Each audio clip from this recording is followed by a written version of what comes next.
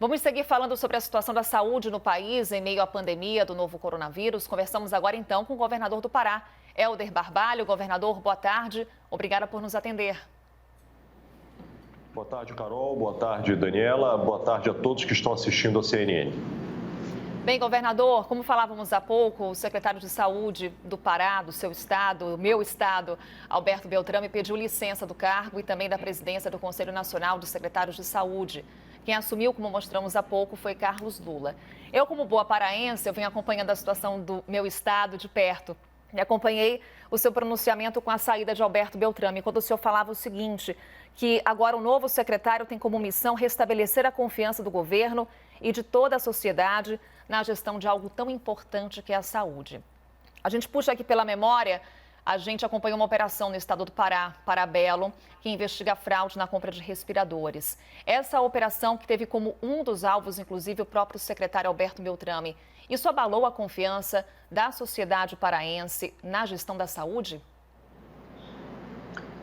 Daniela, é fundamental, e Carol, que nós possamos ter condição de trabalhar e, acima de tudo, para isto, a confiança do governo nas ações da Secretaria de Saúde e, principalmente, a confiança da sociedade para que a CESPA possa liderar o processo de diálogo neste enfrentamento ao coronavírus são absolutamente fundamentais. Particularmente, o secretário Beltrame é um homem experiente, com um currículo importante de serviços prestados ao SUS e à saúde pública brasileira. Neste momento, necessita estar focado no processo de esclarecimento das informações ao qual, este momento, a Justiça solicita. Nós temos que estar focados em trabalhar em favor da população, trabalhar em favor da saúde, vencer o coronavírus e assegurar com transparência e com gestão eficiente com que as ações da Secretaria possam efetivamente acontecer. Não é possível que nós estejamos, eventualmente, à mercê de novas surpresas, de novos problemas que tirem o foco da gestão. Nós temos um único adversário, que é o coronavírus.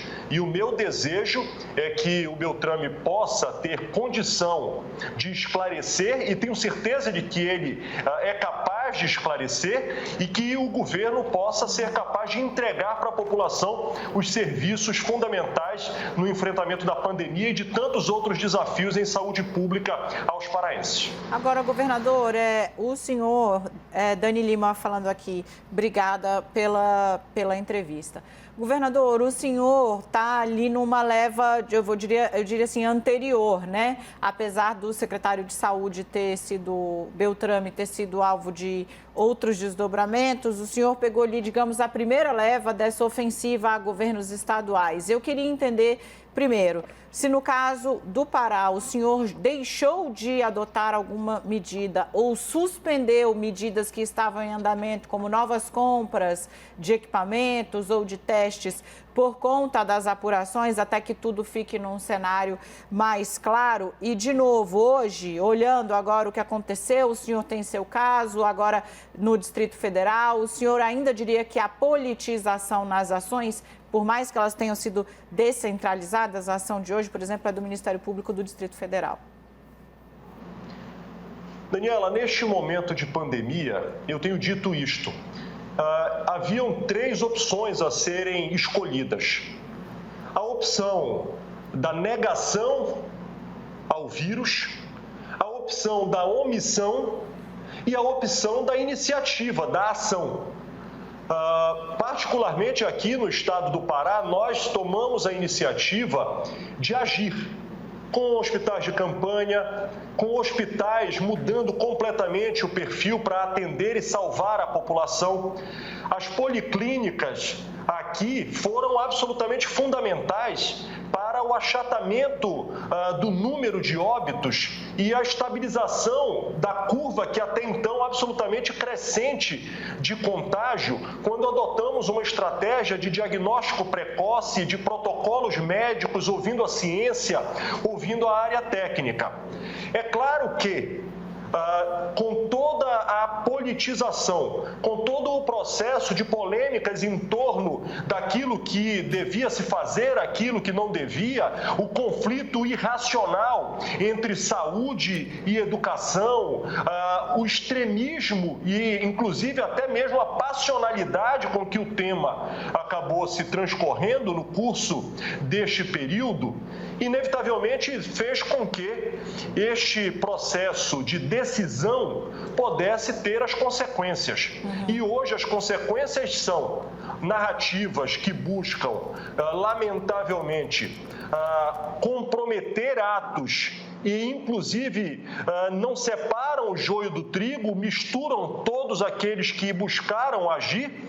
Mas, é claro, há de se ter paciência, resiliência e, acima de tudo, a consciência de que se fez a coisa certa.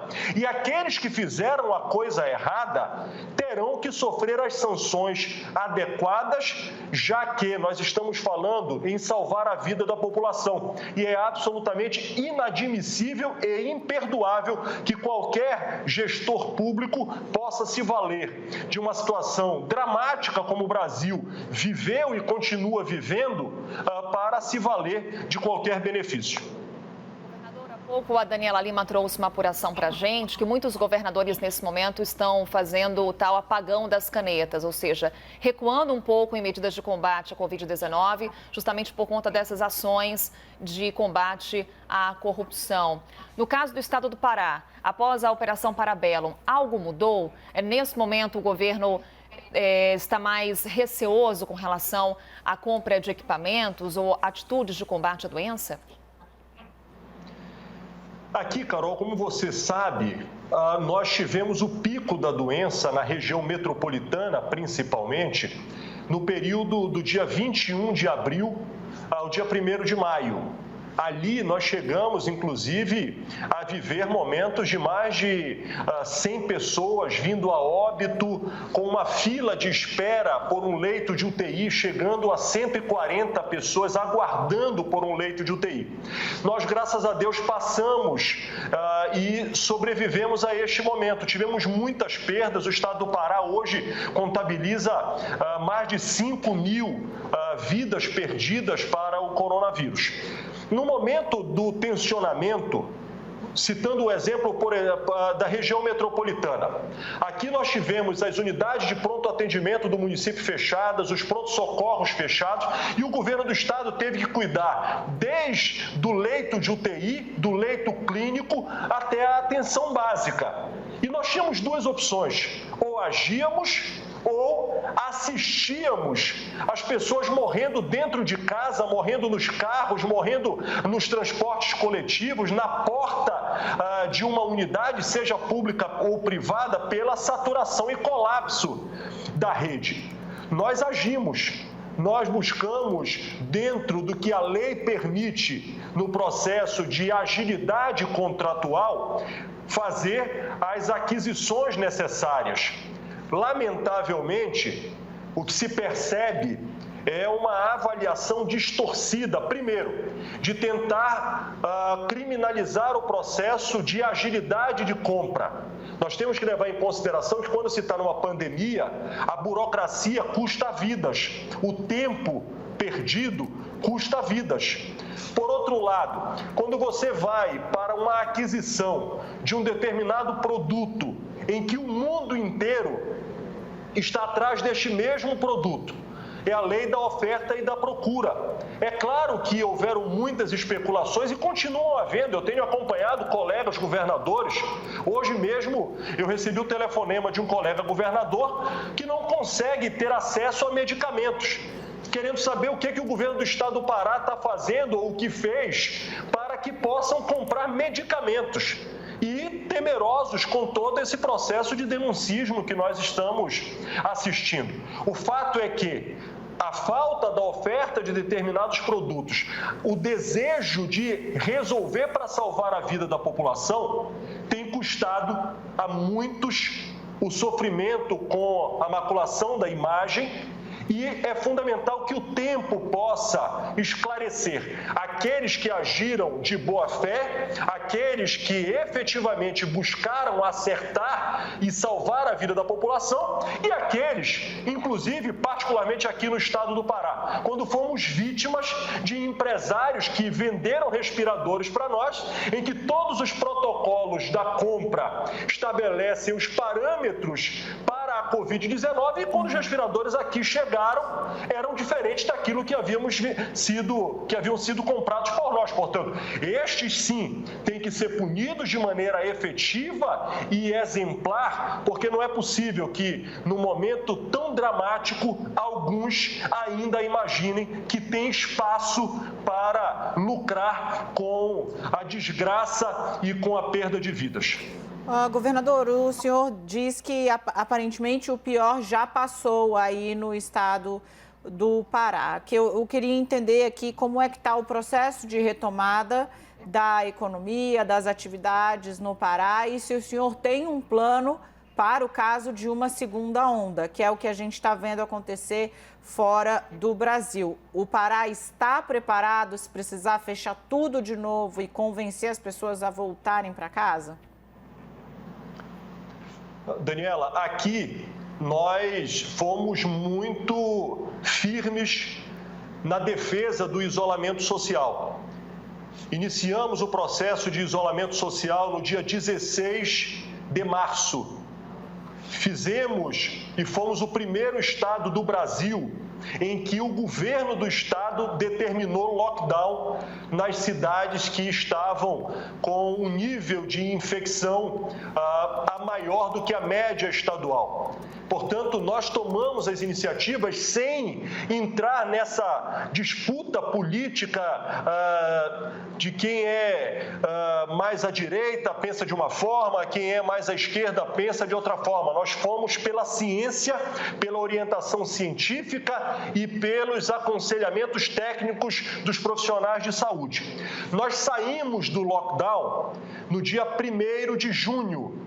Portanto, nós já estamos num processo gradativo de retomada muito lenta do processo de isolamento social pós-lockdown já há mais de 30 dias. O que vem sendo demonstrado nos números? Primeiro, uma estabilização, um platô muito permanente no número de contágios e uma redução drástica, graças a Deus, do número de óbitos. Nós aqui criamos um programa chamado Retoma Pará, em que nós dividimos as regiões do estado em bandeiramentos que classificam número de contágio e capacidade do sistema de saúde para garantir a oferta de leitos tanto clínicos quanto leitos de UTI. E nós temos feito esse monitoramento semanal junto com as universidades e os profissionais de saúde. Hoje nós lançamos mais uma etapa e lhe dou um exemplo. No extremo sul do Pará, a região do Araguaia, que faz fronteira com o Mato Grosso e também com o Tocantins, estava com bandeiramento laranja, que é o nível médio. Nós tivemos que regredir para o nível vermelho e assim fizemos hoje. Por quê? Porque lá identificou-se que o contágio houve uma crescente. Mas nós estamos falando de uma região que fica a 1.400 quilômetros da capital.